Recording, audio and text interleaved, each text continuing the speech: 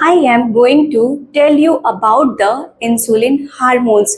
Insulin hormones हमारे body का एक इम्पॉर्टेंट हार्मोन्स है। इंसुलिन हमारे शरीर में जो ब्लड होता है, ब्लड में उपस्थित ग्लूकोज को कंट्रोल करने का ये कार्य करता है। इंसुलिन हार्मोन्स का फॉर्मेशन कौन करता है? इंसुलिन हार्मोन्स का फॉर्मेशन अग्नाशय यानी कि पैनक्रियाज की बीटा सेल्स के द्वारा होता है।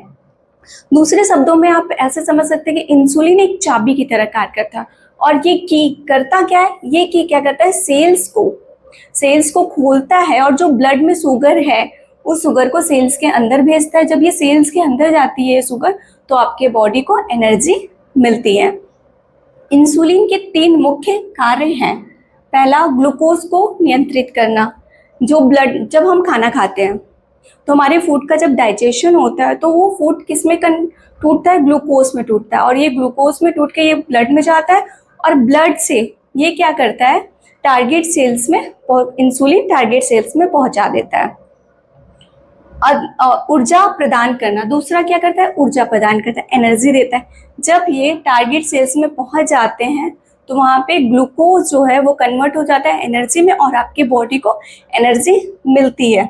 अतिरिक्त ग्लूकोज को स्टोर करना, जब आपके बॉडी में जितनी एनर्जी चाहिए उतना ग्लूकोज एनर्जी में कन्वर्ट हो जाता है और बचा हुआ ग्लूकोज क्या करता है कि ग्लाइकोजन के रूप में लीवर और मसल्स में ये स्टोर हो जाता है। जब आपकी बॉडी को एनर्जी चाहिए रहता है तो ये फिर से ग्लाइकोजन ग्लूकोज में कन्वर्ट होता है, ग्लूकोज फिर एनर्जी में, फिर आपकी बॉडी को एनर्जी मिलती है।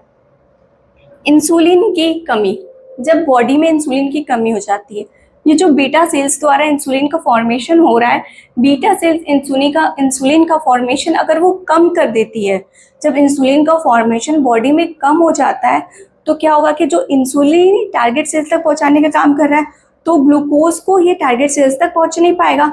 तो ग्लूकोज क्या होगा? तो ग्लूकोज ब्लड में ही घूमता रहेगा।